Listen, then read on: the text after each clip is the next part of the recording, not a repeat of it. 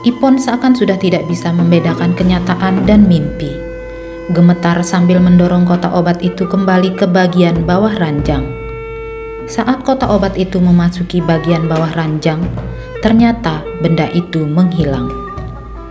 Dia tidak berani bernapas selama 3 detik. Mengulurkan tangan dan menyentuh bagian bawah ranjang, memang benar tidak ada apa-apa. Dia gemetar, perlahan merangkak kembali ke ranjang, bernapas dengan terengah-engah. Apa yang terjadi baru-baru ini sudah melebihi ranah kognitifnya. Pengetahuan profesionalnya dan pengetahuan non-profesionalnya sudah tidak dapat memberinya jawaban untuk hal-hal yang tidak diketahuinya ini. Ada ketakutan dalam hatinya. Dia benar-benar merasa takut. Pintu didorong terbuka. Ipon masih belum sempat mendongakkan kepalanya untuk melihat. Dia sudah merasakan aura dingin di sekeliling. Dia hanya merasakan rasa sakit di kulit kepalanya. Tubuhnya kemudian dilempar turun dari atas ranjang. Apa kamu sedang berpura-pura mati? Jika ingin mati, maka langsung mati, atau bangun kemudian ganti baju dan ikut aku ke istana. Suara dingin itu terdengar di atas kepalanya. Ipon kemudian dengan kasar ditarik. Punggungnya dengan kasar menyentuh lantai. Sangat menyakitkan hingga seluruh tubuhnya gemetar. Masih belum sempat untuk mengambil napas, dagunya sudah ditahan oleh sebuah tangan yang keras. Kekuatannya sangat besar, bahkan hampir menghancurkan dagunya. Pandangan mata Ipon yang menyakitkan berbenturan dengan pandangan matanya yang marah. Wajah yang dingin dan kejam. Dia tidak bisa menyembunyikan raut jijik dan meremehkan pada Ipon. Aku peringatkan padamu, jangan berpikir melakukan trik apapun. Jika masih berbicara sembarangan di depan Ibu Suri, maka aku menginginkan nyawamu. Ipon kesakitan hingga menjadi sangat marah. Nyawa manusia ada di mata mereka ini. Apa begitu tidak berharga?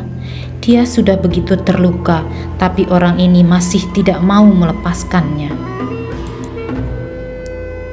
Ipon menggunakan semua kekuatannya, menjambak rambut Raja Ronald, menopang tubuhnya dengan lututnya, kemudian membenturkan wajahnya ke kepala Raja Ronald dengan kencang.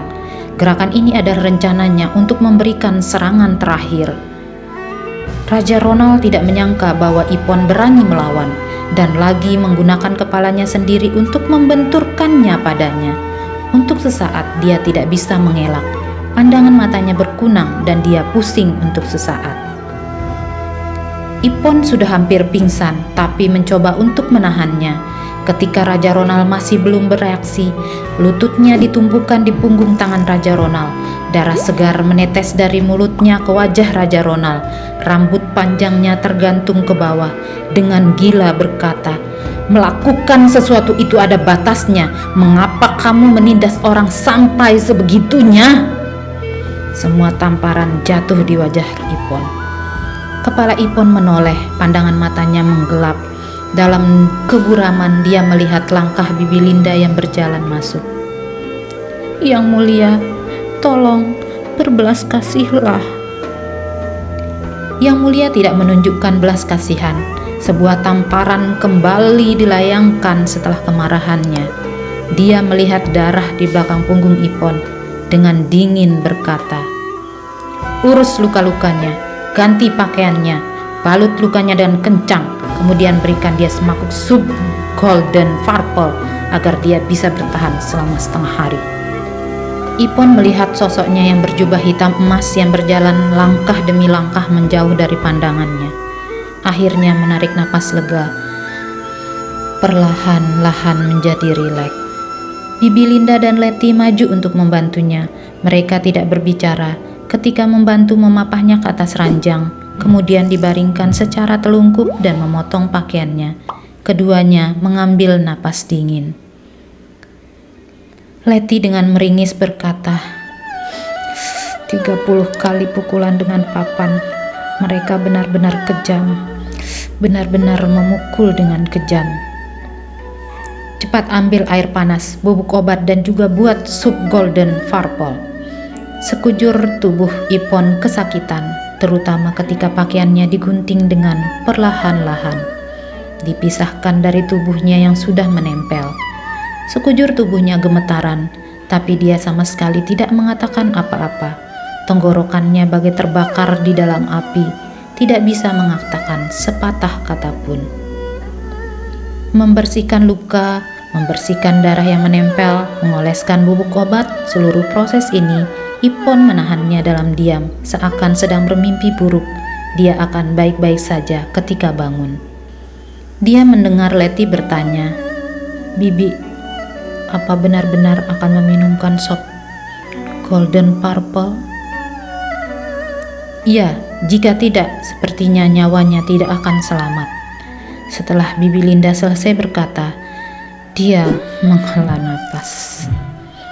"Tapi sop Golden Purple ini..." "Jangan banyak omong kosong, cepat bantu Papa Permaisuri." Ipon dipapah bagai gumpalan kapas yang lemah. Cairan hangat mengalir masuk melalui sudut bibirnya. Sangat pahit, dia hampir kehilangan kemampuan untuk menelan. "Minumlah Permaisuri, minum saja dan akan membaik." Bibi Linda berbisik pelan di telinganya. Ipon sangat ingin menyingkirkan rasa sakit ini, jadi dia meminumnya dalam satu tarikan napas.